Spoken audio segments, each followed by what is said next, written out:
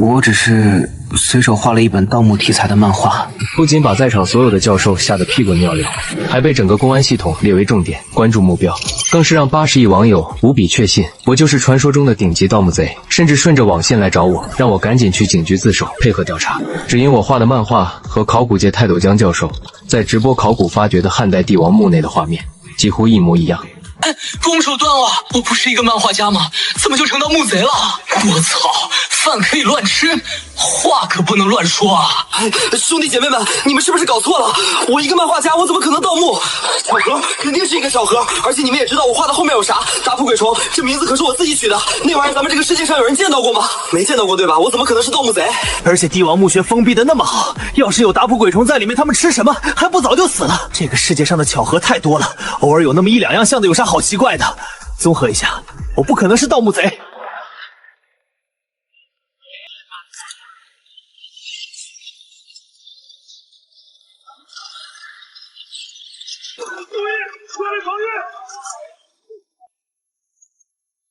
不好，这只虫子有问题。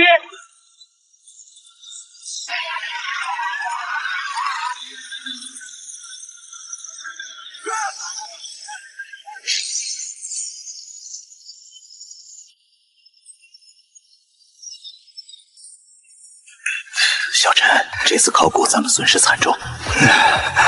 我知道的，你不用安慰我。我要说的不是这个，您快看直播的弹幕，看他们说的。卧槽！刚刚还说没有打扑鬼虫，这些是什么？老子差点被他骗了！盗墓贼，收手吧！卧槽！我眼花了吗？这不正是漫画作品里的打扑鬼虫来着？看清你押走的写诗风，刚你不是解释了吗？你继续解释啊！解释，不解释我就报警了！刚刚查了一下，说这两个东西不能说是完全相似，简直就跟一模一样，简直就是这个说法，不解释就是默认了。我想起来了，原来漫画剧情里主角一开始就发现不对劲了。感情他早就知道这个东西。打扑鬼虫不是我幻觉，我操！这玩意儿不是只有在地球世界才有吗？不是电视剧里面才有吗？怎么可能出现在这里？这要不解释清楚，最起码是3年起步的节奏。怎么办？真的跟我没关系，这不是我画的那个打扑鬼虫，绝对是其他物种。不信你让教授们勘测，而且个头也不一样。生物圈中存在趋同进化现象，所以二者相像并不稀奇，就像是鱼类的流线型身体、虫子的甲壳扁平造型等等。就算看似相同，也会有一些细微差距。我现在就搜一下那个插图，告诉你们二者的区别。现在我们先从身体结构开始看。江教授也懵了，江教授也被震惊了。果然是这样，他画的就是这东西，一模一样。我就说一模一样，以我29年的贞操保证，绝对下过墓。他隐藏的身份绝对是一个盗墓贼。110吗？直播发现一个盗墓贼，赶紧抓起来，可以判刑了。难道这个人真的见过这个古墓？这怎么回事？可为什么？你小子可以啊！以前怎么没发现？你竟然是一个盗墓贼！哼，你小子干盗墓贼几年了？你连帝王墓都敢盗，你还敢画出来？你疯了！你赚了多少钱？等你活着从监狱里面出来，带兄弟一个！哇！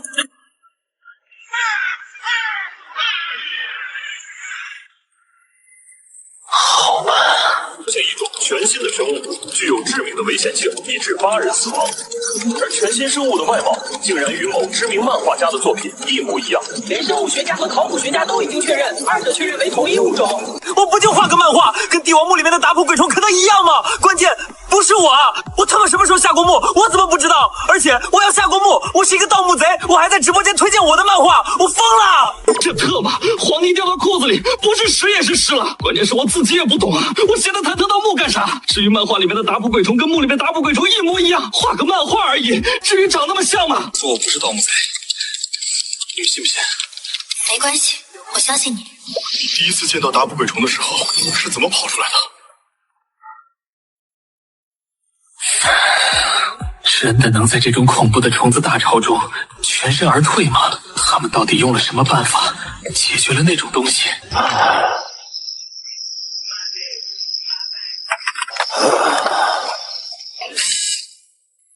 哎，我是江白玉，哪位？江教授吗？您好，我找到漫画家住址了，你要不要过来亲自问问？同时我还托警局的朋友找了一些资料。小陈，给我买最近的去芜湖的机票，现在就买。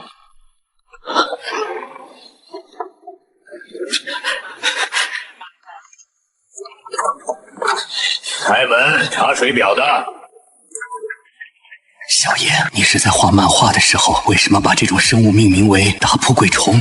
我就是为了赚点生活费而已。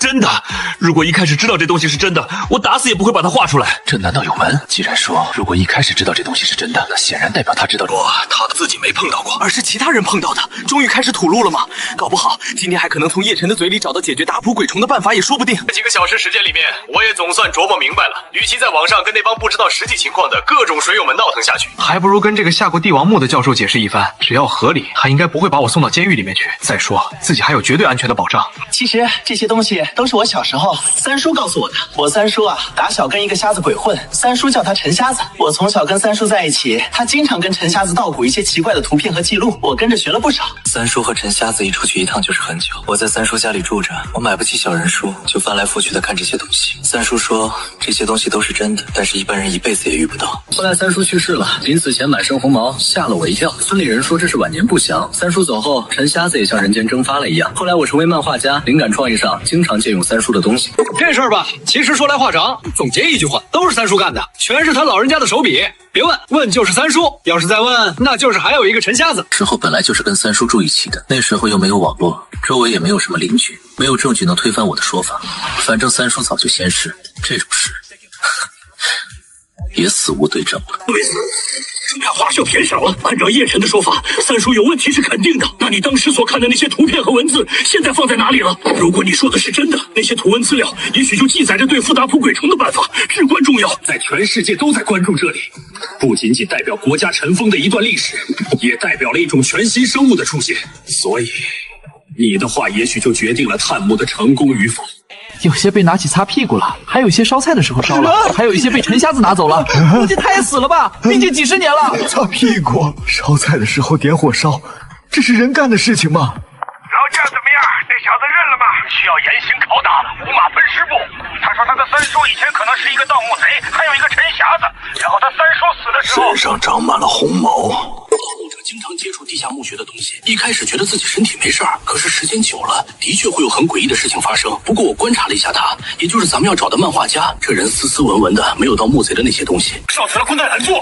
我拜托警局里面的朋友查了他的出行记录，这人没有出过省，他就是想要盗墓，也没有墓给他盗。而且他太年轻了，他这个年龄、阅历和经验，就算是盗墓贼，也只能对付一些小墓小学，不可能面对打扑鬼虫。他可能说到那程度了，还不放过自己，要把自己抓进局子里面审问吗？杨先生，虽然我们已经确定你不是盗墓贼，不过你应该也看新闻了。最近我们关于汉代墓的研究已经到了关键时刻，之前已经有几个保镖为了这件事而死，往后可能还要牺牲更多的人。你和朋友直播间水友怀疑自己是盗墓贼就算了，这我要是答应了，我岂不是真成盗墓贼了？那回头还不得进监狱，还不得关个3-5年？不行，绝对不行！说打扑鬼虫这玩意有多恐怖？帝王墓那可不是一般的墓穴，以前光看电视就觉得慌得很，现在要盗墓，呸，考古，还不得要了老命？万一后面还有更凶险的怎么办？自己的记忆中可是画了不少怪物，那是一个比一个猛，万一都成真的，自己不是往火坑里跳吗？教授，我现在精神萎靡，需要休息，而且我真不懂盗墓，呸，考古，您就饶了我吧。检测到宿主开始接触与考古有关的东西，获得神级考古系统。因为宿主已经具备基础考古资格，所以发布任务：参与帝王墓，获得直播热度，直播热度积分等同于能量。这是什么？我的脑子里居然有一个仓库，系统奖励竟然是真的，只有一个字：绝。爸爸，终究是我想多了。等一下，江教授，所以，江教授，我可以明天再去吗？我觉得作为新时代的年轻人，有必要为祖国做一份贡献。刚刚我回忆了一下三叔以前跟我说的话，让我好好学习，天天向上。这跟盗墓、考古是没关系，但是我陪你们走一趟也没事，还能免费上直播间帮我漫画宣传呢。网络上关于盗墓题材漫画家叶晨真实身份的话题热度一直高居不下。你们看这细节，不是亲身经历根本画不出来，叶晨绝对有问题。快看，考古队官宣了，他们要再次下墓。3天后就出发。难道他们已经找到对付打扑鬼虫的办法了？一定是叶晨招了，严刑逼供之下，他不得不把秘密交出来，不然考古队哪来的胆子再去送死？看着吧，这几天的口水战只是开始，真相马上就要残破。哈哈，这货刚撇开，又要被实锤了。我以人格担保，这货绝对就是一个盗墓贼。官方不是说他就是个宅男吗？都没出过事的人，不可能盗墓。但他们的目光却一直关注着3天后的再次下墓，一切到了那个时候便自然揭晓了。好样的，你终于还是过来了啊！这次下墓还是我来带队，希望你从三叔那里得到的经验，尽可能多的告诉我们。这个紧要关头，哪怕想起来一点线索，也对我们有很大的用处。哎呦，各位教授，这阵仗我实在是受不起啊！哎，各位教授，我先澄清一下啊，我真的不是盗墓的，我就是个画画的。下墓之后主力还是您几位，我努力尽一份自己能尽的义务，也算是后进青年出一份力了哈。客气，小叶同学，欢迎欢迎，请进，快请进。哎，我就是进来凑个数摸个鱼，顺便完成直播考古任务，蹭点热度，兑换个奖励啥的。我去，那个漫画家来了！你们看，他就是个盗墓贼，不然教授怎么会邀请他？实锤实锤！所有人保持警惕，准备进入。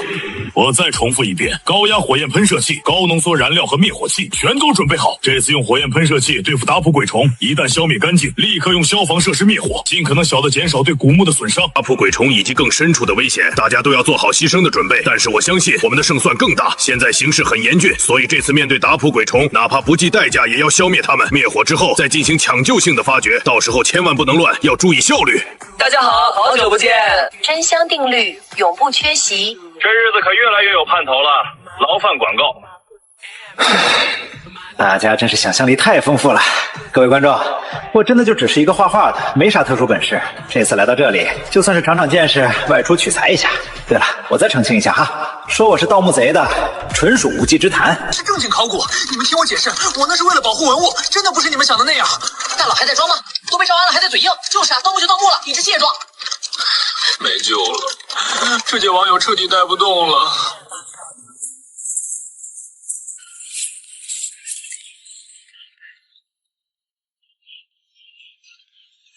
后面总觉得凉飕飕的，这地方比看起来要热闹得多。热情高涨，您既然是画漫画的，可以说一些事情暖暖场。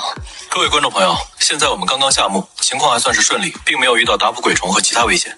后面还有一段很长的主墓道，我们会边走边讲，大家有问题可以随时在弹幕里问。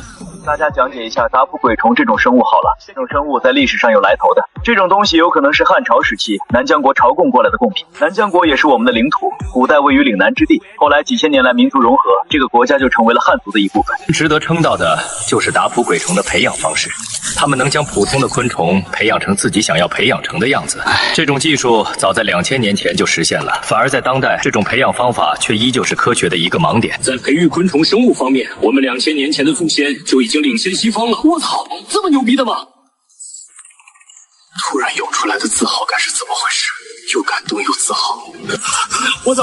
对呀，你不是说自己是画漫画的吗？怎么懂这么多历史？他暴露了！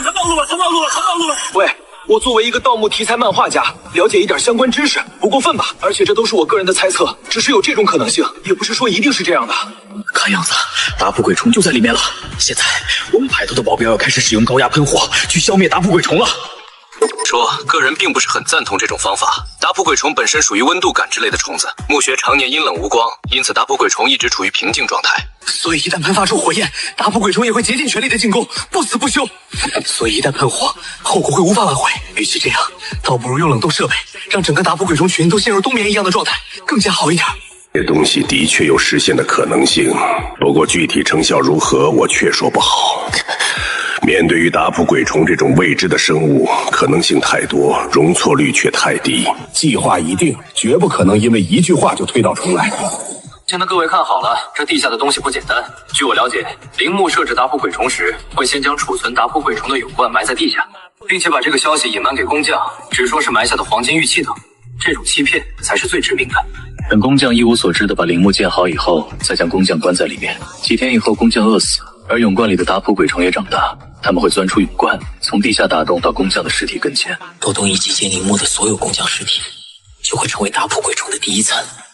所以如果我没猜错的话，地下应该就会存在类似于陶罐一样的东西，它就在这里。对，就是这个。各位看一下。这是汉朝古南疆国的文字，我曾经翻阅过几千卷的史书，只是在一些杂论上有过一些南疆的传说，没想到竟然是真的。而且他们那个时代就已经将文字运用到了瓦片上，说明那个时期的文字技术绝对顶尖。天哪，这绝对是历史上一次伟大的发掘！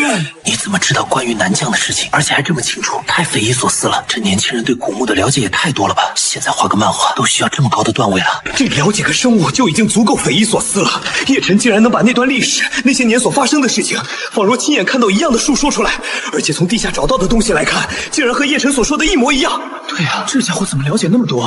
卧槽！这下谁要是再说他不是盗墓贼，我特么跟他拼命！你可以保持沉默，但是你所说的一切都将成为呈堂证供。上一次进来你是不是就这么干过？哎，石锤，赶紧喊人抓起来啊！团举报了，你一句我一句，大佬明天就入狱，真特么硬了，里面个个都是人才，不服不行啊！为了坚持作品的真实性，不惜亲自下墓探险，令我等佩服。他真的要开棺？好家伙，我屏住呼吸了！我操！看他那轻车熟路的样子，不知道祸害了多少个墓穴了。就铲土那一手，没保出180个死人，绝对做不来。小叶啊，你所说的这个不赞成用高温，反而用低温，是什么意思啊？通过对达普鬼虫的大致研究，花费将近3天时间，他才跟专家组确定使用火攻，而且此刻已经箭在弦上，不得不发。我承认你的一些历史知识有些震惊我，但考古不是儿戏，我不眠不休研究了好几天，才研究出达普鬼虫对火这种元素有天然的情绪，很可能是来源于火焰对虫类的天生恐惧，这才冒着毁坏古物的危险弄的器材。一句话就否定了，你懂不懂达普鬼虫？你知道万一使用错误会死多少人吗？到时候把你抓起来枪毙都不够。上官教授说的没错，达普鬼虫这种东西对温度确实极其敏感，可一旦点火，反而会引起它的狂躁，而且它们本身就具备火焰能力，就算我们能杀死，搞不好还要受伤不少人。这些达普鬼虫常年生长在阴暗的地方，它们对湿冷的气息其实早已经习惯。当使用低温氮气之类，它们说不定会在习惯中死去，反而不会激化它们。所以我个人觉得低温比高温好一点，最起码低温还能保护历史文物。还有，达普鬼虫这种东西本身就是属于高温危险的存在，对高温和热度的感应非常恐怖，就像这样。他们要暴动了，糟了，大家还没来得及准备。不好意思啊，刚刚我就是想证明一下达普鬼虫对高温的敏感来着。刚刚应该给各位提前打个预防针的，下次我注意哈。不过问题不大，达普鬼虫这种东西只顾杀戮，只要失去了感应目标，它们自然就不再发出异。我靠，这尼玛神了！点火灭火一气呵成，这是遇见多少次达普鬼虫都总结出经验来了。今天只要控制好空气里的湿度，就可以让火折子随时熄灭。妈的，我严重怀疑大佬以前吃过用火的亏，这尼玛也太熟练了，比我点烟还熟。看着轻车熟路的模样，你玩妈的！这要不是盗墓贼，我真的不信，太熟练了。我怀疑他带打火机就是为了测试达普鬼虫的，赶紧去查他家，搞不好还能找到几件稀世珍宝，绝对比盗墓划算。这叶这孩子对达普鬼虫的了解远远超过我的想象，不仅仅是外观，他连生活习性、弱点甚至历史渊源都了解得一清二楚。我一开始还觉得他不懂昆虫，现在才明白是他知道我不懂达普鬼虫。看样子火焰喷射器已经不能用了，反而是用制冷的方法更好。咱们做个决断吧，我觉得可以试一试他的观点。没有错，我也同意。最起码在达普鬼虫这个领域，咱们都是门外汉，而他才是当之无愧的专家。我也投一票。计划全面更改，接下来的每一步都严格按照叶晨的观点来执行，立刻调集所有高压液单制冷设备，现在就要。设备3分钟内到位，交给我协调。只能保证一次机会，我们得抓紧。明白。这种东西在空气中拥有零下192摄氏度的致命低温。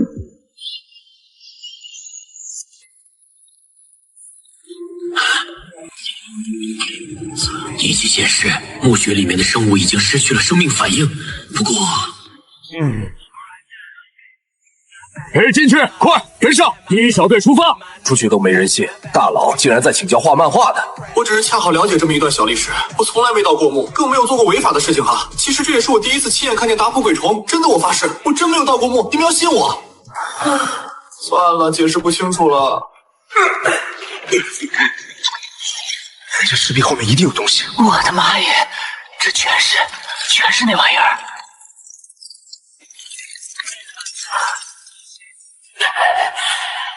轻轻一脚，那已经被冻硬的达普鬼虫便被直接踩碎。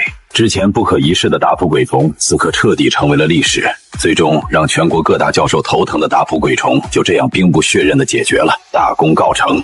竟然就这么简单的解决了？这到底跟达普鬼虫打过多少交道，才能研究出来这么精准的办法？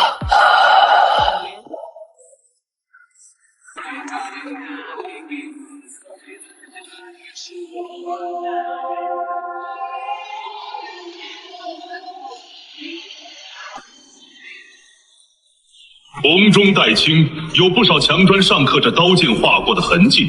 城墙之上伫立着一排的士兵，显得格外庄严肃穆。士兵身披宝甲，这一幕若是放在任何地方，都只会觉得古代军事之英雄。这是。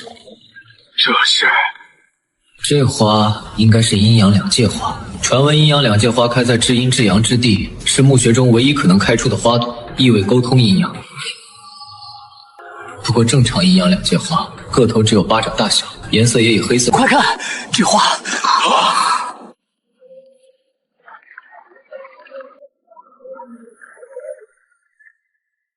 在吸收棺材里面的养分。这棺椁里面有东西。这朵花之所以能够活到现在，很可能是因为地下棺椁的原因。四周的布局来看，这个棺椁应该叫镇魂棺。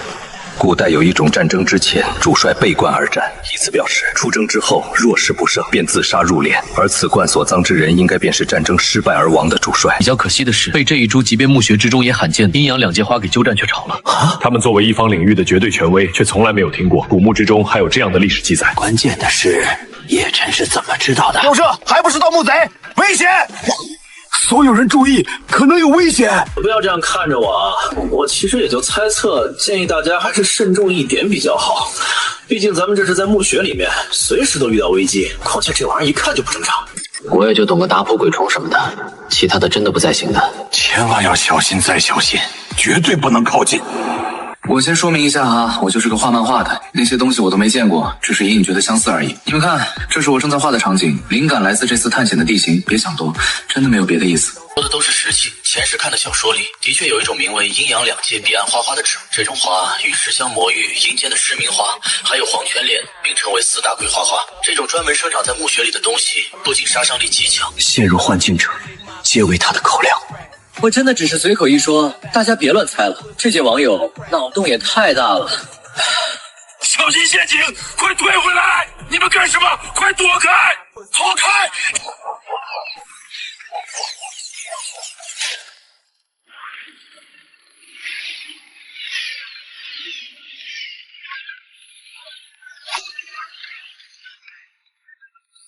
观众，目前从现场来观看，这株植物竟然具备释放利剑的能力。很明显，这已经不是我知道的阴阳两界彼岸花，因为我所知道的花只有置换的效果，而它显然不仅如此。东西之所以会攻击我们，如果我猜测没错的话，应该是光源的原因。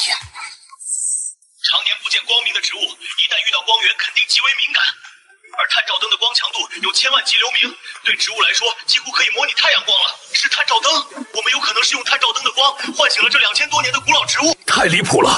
叶晨怎么了解的这么深？又是叶晨启发了杨教授。事不宜迟，大家带上夜视装备，快关闭灯光。走，我们去那边，那里的拍摄角度比较好一点。你刚刚不是说地下墓穴不可以乱走的，到处都有危险？要不咱们还是小心点吧。没有关系的，现在我基本确定就是阴阳两界彼岸花了。现在没有光，我们在它这么远的距离，完全不会有事儿。相信我吧，准没事的。真是艺高人胆大啊！这个时候竟然还能这么风轻云淡。我怀疑大佬不是第一次见过阴阳两界彼岸花了。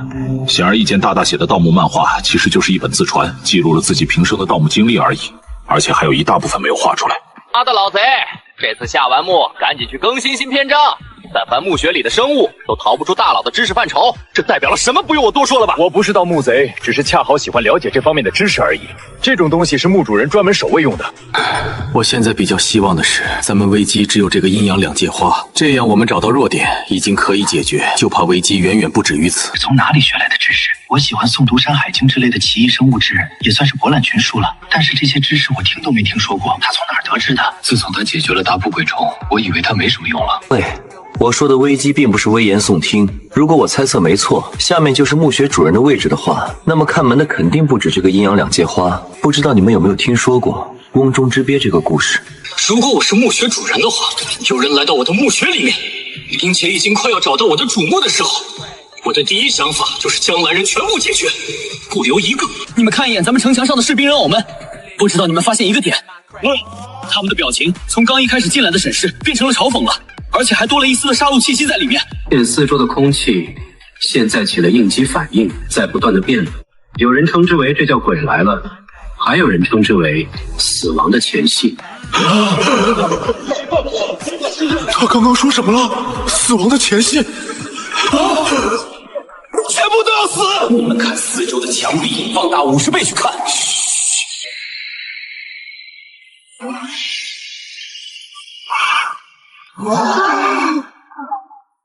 谁能扛得住？如果你们仔细听，应该能听到空气中多了一丝不一样的声音，那应该是机关开启摩擦的声音。人偶们是不具备杀人能力的，同样，温城四周具备自主杀人能力的也只有彼岸花。那么什么能驱动这还是漫画家吗？这分明就是一个职业盗墓贼啊！不然谁能分析这么明确？术有专攻，今天我算是明白了，什么叫专业？这就叫专业！好家伙！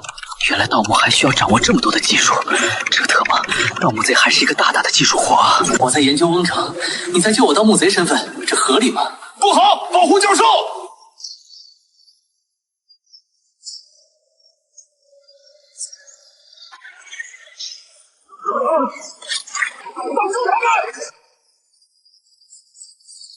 全体成员，战术队形散开，开始射击！老爷，你快想想办法呀！别抱着你的显示器了。什么时候了，你还在看这个？江教授，这种阵仗我也是第一次见啊！我们需要赶紧弄死这朵花，花朵的位置就是这座墓穴的安全位置。对，退到通道里，等阴阳两界彼岸花和剑雨全部射完。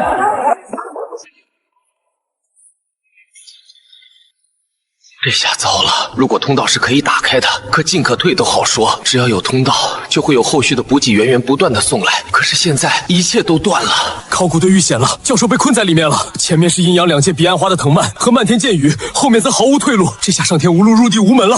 叶晨，你是不是想到什么办法了？你之前是不是也遇到过这样的场景？阴阳两界彼岸花，看比！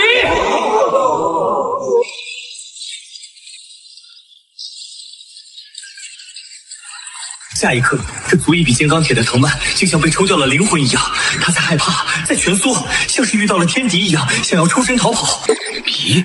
为啥会？这应该算是超自然现象吧？是特异功能、修仙能力。我特么所处的世界不会是网络小说世界吧？重金求解那是什么东西？谁知道了告诉我一声，我特么当场就跪下了。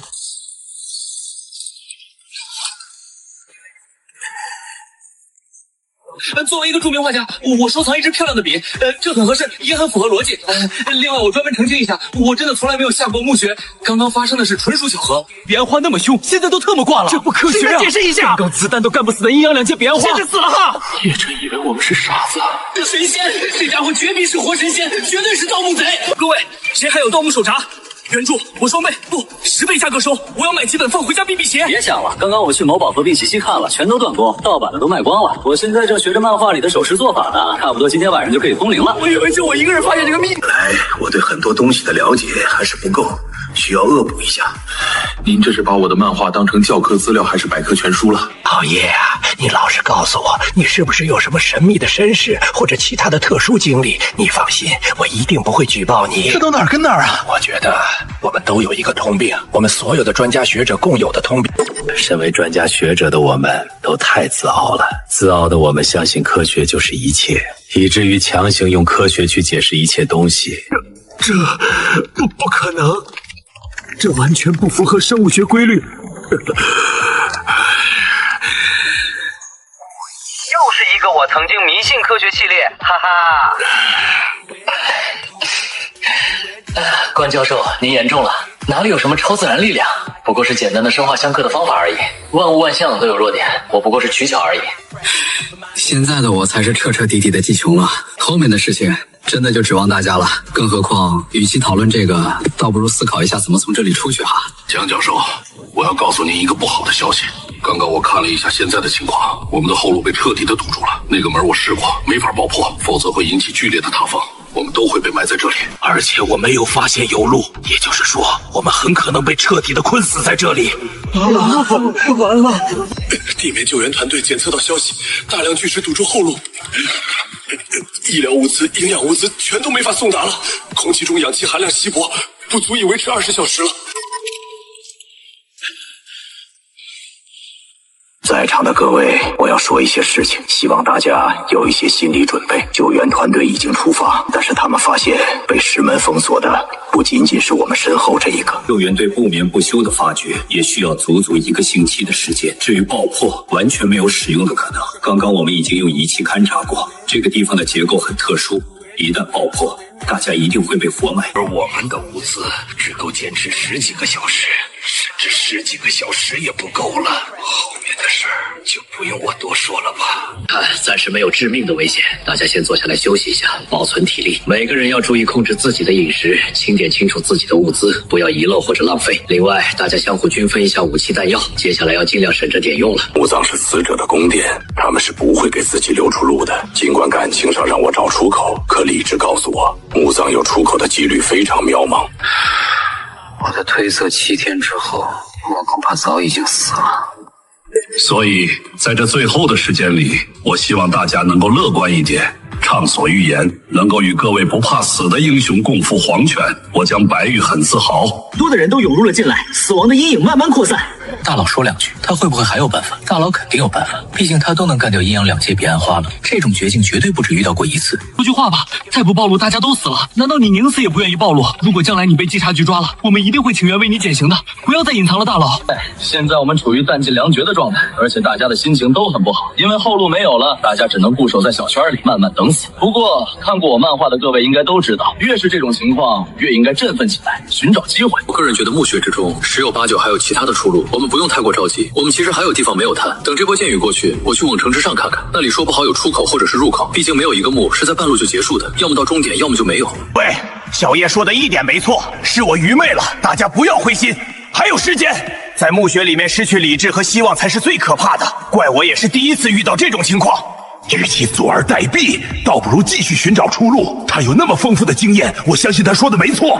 显而易见，在叶晨看来，这个地方算不上绝路，但这都不算绝路，啥才叫绝路？这难道真的是一个漫画家拿出来的态度？为什么明明是个有死无生的墓穴，在叶晨看来就像过年回家了一样？妈的，我刚刚是不是白难受了？看这样子，似乎大佬留有余力啊！狗日的画漫画的，我祝你满身红毛，还我的感动，还我的眼泪！作为一个画漫画的，内心强大到这个地步，这特么合理吗？显而易见了，除了盗墓贼石锤以外，还是盗墓贼中的超级高手啊！这得见过多大的场面，才能练出来生死绝境前而面不改色的意志？这哪里是盗墓贼，我愿称之为盗墓家。我怀疑以大佬的经验，早就看出来了这个墓穴还有生墓，只是他害怕自己暴露了盗墓贼身份，所以才这样暗戳戳的引导大家。我也有这种感觉，就像是僵尸片里的林正英一样，只要是在墓穴里一看到大佬，就感觉这件事稳了。一开始我的想法是，如果大家真的活不下去，我就把这4周炸了，看看还有没有秘密入口啥的。反而忘记翁城困人，但不代表就是绝境。更何况小叶也说了，咱们这次未必就会死。让小叶给大家说一说，我们具体该怎么做吧。也许在小叶的带领之下，我们还能活下去。不知不觉中，叶晨在队伍里的作用从边缘人物已经变成了举足轻重的地位。都上了湾城，说不定有一些意料之外的收获。小叶，你干啥？小心！啊！天哪，快跑！这根本躲不掉，这怎么可能？太挂了吧，连一脚都没碰到。太离谱了！杨教授，你觉得小叶到底是什么来头？面对这种危机，竟然也能闲庭信步，更何况他还那么年轻，这也太不可思议了。听说过那句话吗？读万卷书不如行万里路。老丁再怎么学习也只是学者，而小叶估计是一线的实践家啊！笑死我了！胡说，明明是大佬自己也相信，他是在刻意掩饰自己啊！你看刚刚演技多么拙劣，明明看出来机关了，还刻意说什么心理作用。大佬为了帮助一同下墓的人，真的是操碎了心啊！怎么的？我有一种感觉，如果这次下墓就大佬一个人的话，估计现在这个帝王墓都被大佬给搬空了。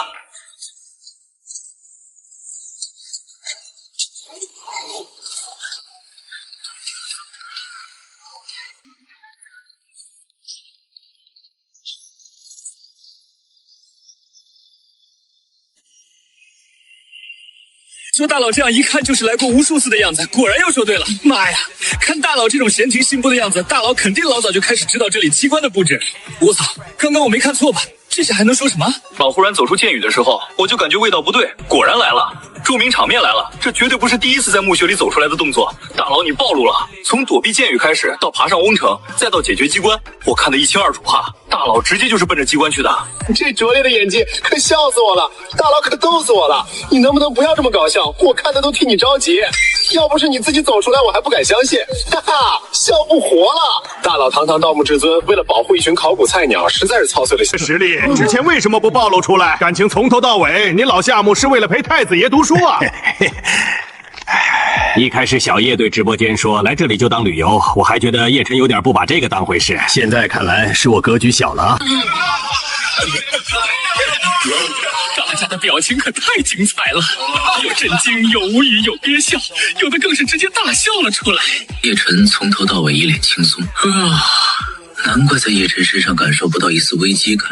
感情大家网上说的不是梗，都是真的啊！大家的表情可太精彩了，至于吗？为了隐藏自己的盗墓者身份，还专门一步步暗示。就凭你的这门技术，就算是暴露了，也不可能进监狱啊！不少人心里这样想着，不过都没好说出来。小叶啊，现在大家的环境挺危险的。虽然对你来说不是特别危险，不过就算是为了大家的安危，你就拿出一点真本领吧。就算到时候你哪跟哪儿啊？事情是这样的，前段时间我买了一本5行八卦的书，然后本身对这个又比较感兴趣，所以研究了一阵。到了这个墓穴里，本能的就感觉有些熟悉，按照那本书的位置就推算了一下，结果我惊讶的发现八卦都能在地宫中找到对应的点，这个地宫和八卦惊人的符合。八卦之中，生门在北，因此我就在北面摸索起来，按照四正位、阳先举、阴后交的方法，才找到了躲避剑雨的办法，跟我是不是盗墓贼没有关系的。几十年了，不信八卦这种东西，嘴上说说简单，但是想要实践，哪怕是金银刺道几十年的老寡师，也是双眼一抹黑。说的似乎是不对吧？八卦我也了解一些的。刚刚剑雨射出来的时候，我也悄悄推演了一下卦象。按照八卦的理论，生门在南才对，你为什么说向北？可北边那道石门明显被触动过，如果不是生门，又怎么会有机关回应？怎么会这样？江教授，你用来推算地宫的八卦，不会是后天八卦吧？怪你推算出来生门在南，因为你是以后天八卦推演的。如果你是用先天八卦推演一下，就可以和我得出一样的结果了。后天星象和山川地势为引，推演出了先天64卦，而后简化成了八卦，被后人称为先天八卦。日之中，尤其是夏朝时期，冰雪融化海平面上升，淹没了大片土地，引起了环境改变，山川移位，先天八卦与地势对应不上，因此后世周文王在先天八卦的基础上，开创出了后天八卦。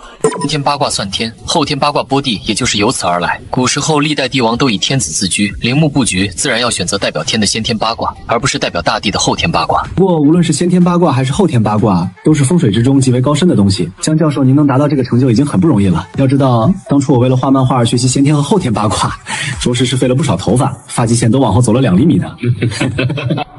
这小子简直，何止是赶不上，差了太多了。人和人的差距也太大了。是这么掉的吗？难怪夏目的时候如此风轻云淡，这就是传说中的艺高人胆大嘛。这个人一开始是以漫画家的身份来的吧？现在画个盗墓类型的漫画，需要这么硬核的吗？好家伙，我特么直呼，好家伙！大佬这兴趣为了画个漫画了解了一下卦象，结果一下子搞懂了先天八卦和后天八卦。楼上的大佬主页也不是画漫画呀，你忘了大佬干啥的吗？盗墓大师啊！求求各位了，谁那里还有大佬的漫画？小女子愿意花大代价求这么一本正版漫画书，有大佬本人签名的更好。我明白了，果然是先天八卦，原来是这样。收拾东西，准备出发，跟上。哇，绝对不简单！直播间各位观众，看到这些壁画，你们一定有很多东西想问。没错，这应该是一幅汉代的壁画，壁画的色泽饱满，且没有因为光晕而产生的黑涂，说明我们是第一批进来的人。诸位可以看向我右上方，汉朝源远流长，且经过几代皇帝的励精图治，将汉朝打造成一块享誉世界的绝顶朝代。汉朝的富裕让全世界的人民都无比的羡慕，以至于丝绸之路上，人们知道汉朝后，都抢着与汉朝的交友好条约。然而每一个朝代都有开始和结束的时间，饶是汉朝也逃过分崩离析。而汉朝哪个朝代需要动用到天子，手持天子剑，代天祈雨呢？不知道各位可知这位皇帝是谁呢？现在我们可以看到这条长廊，摄像头呢？唉，逗死我了！大佬，你也有今天？是错觉吗？刚刚我有一种感觉，大佬在讲解壁画的时候，好像有一种我什么都知道，你来问我啊，问我就告诉你的那种感觉。这可是大夏最巅峰的时代啊！我们竟然能亲眼见证前所未有的打扑鬼虫，还有阴阳两界彼岸花，他们让大夏的历史变得如此绚烂多彩。现代人类第一次发现这种古老的遗址吗？这也太离谱了，连推测都没有，随随便便就将帝王的家底斗得一清二楚。如果说刚刚是用五行八卦推测的，那现在这个呢？经验太多，所以形成了条件反射吗？不对，这里面的逻辑完全对不上。我一直感觉很奇怪，我感觉我们所有的研究只不过是把一些实践家不愿意展露出来的秘密展露出来而已。可是如果他愿意，完全可以省略掉这次夏目。要不是这次我们真的遇到了危险，小叶十有八九是不可能暴露自己的秘密的。我们这也算是因祸得福了吧？仔细一想，这孩子年纪轻轻就有这么厉害的盗墓，一线实践水平简直太有天分了。可是画家才是他心中真正的爱好，而之所以一线经验丰富，也许是因为家族所迫，才不得已而为之。而他的天分确实够强，所以才达到了这么高的水平。怎么说，这孩子都太可惜了。看着小叶这样，我这个前辈实在是有心拉他一把，要不然让他在国家工作，也比回家继承家业当一个是级盗墓贼强。先去北边看看，这是什么？看起来就像是一个小房子一般，而震撼的原因其二，也在这房子般的方形结构上，就是摆放在这个墓室里面各式的陪葬品，其中不乏金银珠宝。帅哥的摄像机来，高清摄像仪和灯光设备。本馆一张张高清的照片拍摄给了外界，这是我能免费看的吗？这棺材咋还是立着放着的呀？难不成里面的尸体还是站着的不成？这棺材咋这么小啊？这是不是给墓室正主陪葬的儿子？正确造祠堂啊，是真卷，也是真死。这个棺材究竟是什么名堂啊？怎么还给棺材盖了个小房子啊？这也是我正准备给大家揭秘的。各位观众朋友们，不知道这个墓穴棺材的摆放方式也是很正常的，想必考古队也没怎么见过这样的墓穴棺材摆放方式，因为并不是谁都能够使用这样的墓葬方式。墓葬方式的学名叫做黄肠题凑，在秦汉时期出现。像这样的正宗的黄肠题凑墓葬方式，只有汉代的皇帝可以使用。所以说，这是一个汉代的帝王墓啊！亲爱的观众朋友们，在这幽暗的地里，历史的重担终究还是压在了我的肩上。妈的，按理说我本来应该感动的，可是为啥这些话从大佬嘴里说出来，一点悲壮的感觉都没有呢？发现帝王墓对于大佬来说早就是家常便饭。别演了好吗？你是盗墓的行家，又不是演戏的行家，你这演技可太假了。你真的有在激动吗？就是啊，你看看人家江教授，他那才是真正的由内而外的激动和震撼，人家连脖颈的青筋都出来。就你还激动？就凭你刚刚那随手摸出来机关的模样，我就懒得说了。其实有一说一，黄肠题凑这种高级词汇，是一个正经人应该这么信手拈来的吗？这种大墓，连老夫都要斟酌，这年轻人竟能一眼认出。根据有限的史料记载，这样的墓葬方式应该就是汉代皇室专用的黄肠题凑。小心点！这是什么？不是陪葬人，是玉溪。去请如来佛祖啊，不，去请大佬。大佬在不在？这到底是什么情况？遇事不决，大佬解决。小叶，要不然你也发表一下自己的看法。这是一件即使放在现在也趋于完美的工艺品。一般玉溪的底座专刻的都应该是人物身份地位的信息，这个规矩我们已经沿用至今了。但是这个底座上却只是一个装饰性的花纹雕刻，所以说这个玉溪的作用并不是用来代表某个人的身份地位。对考古队来说，是一个别开生面的信息。在此之前，所有人的重点都在这枚玉溪上面。他们一直认为这个翠绿的玉环不过就是这枚玉溪的一个配饰罢了。符合你的什么猜测？叶晨，你展开说说。这玉环叫做双响环，也就是说瞧一下响两声，而且这玩意儿应该是成双成对的，所以在另一个耳室应该也有一个一模一样的玉环，都是这样这位凤凰玉火的雕刻陷在嘴里。刚才那一瞧，证明他看到这东西时就已经猜到了。这个画漫画的年轻人不仅懂黄肠题凑，懂得实在太多了。是一个画漫画的的能干得出来的事吗？直播间的观众们跟江教授的想法心照不宣。恕我直言，在座的诸位有几个能知道这双向环是什么的吗？笑死！别说是我等凡人了，你们看看考古队各位老教授的反应，好像是在这个双向环里面还囚禁着2只凤凰一样。在我们的眼里，这叫做神器，但是在叶晨大佬的眼里，人家管这个叫这玩意儿。你也不看看人家叶晨大佬的本职工作是做什么的，人家可是盗墓史家世奇的盗墓贼啊！我只是个身世清白且一穷二白的穷画画的啊，家人们。我要是真的有盗墓的手艺，还干什么连载漫画啊？到底还有多少我们不知道的秘密？这种经验绝非寻常考古人能拥有的。快，先去隔壁耳室确认那个双向环是当务之急。教授，这里的规模真的完全一样。如果说刚才那是工艺的巅峰，那么这里则是赤裸裸的财富展。我的天哪，这简直是金山银山，穷尽一生。不过是些身外之物，不及此处1/1000。这年轻人对这些东西难道完全没有兴趣吗？这就是专业且高级的盗墓贼的自我修养吗？这些东西看都不看一眼。叶晨大佬，你到底私下已经见过多少了不起的古墓了？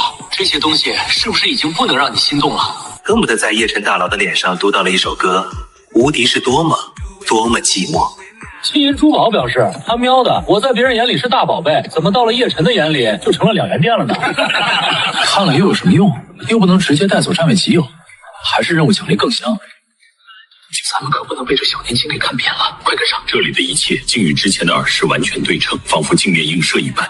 连这口小棺材也一模一样。别乱动，这可不是普通的小棺材。另一个耳室里面是凤凰浴火的玉溪雕刻，衔着的双向环，那么这一个就应该是玉龙飞天的玉溪雕刻了吧？在以往的古墓里面，还很少会有龙凤这样的文物出土啊。只是看工艺品的价值，龙凤呈祥，龙母凤鸣，那也绝对是世界上的一段佳话。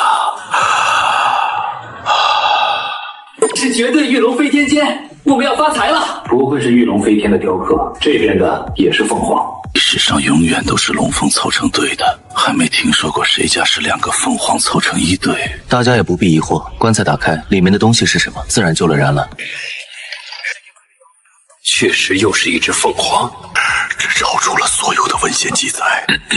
这就跟我们对这个古墓主人是谁的猜想有关了。首先，从这个古墓的规模来看，只有帝王墓能够有这样的规模。现在这2个黄长题凑的墓穴修建方式，就是帝王墓的实锤了。而且，这样正宗的黄长题凑，就是发展到东汉才发展出来的规模，在墓室的修建风格上，也很有东汉的风格。我想，这也就是江教授猜测这是汉商帝和汉顺帝的古墓的原因了吧？所以，这位墓主人身份的唯一指向，只能是那个人，对吧，江教授？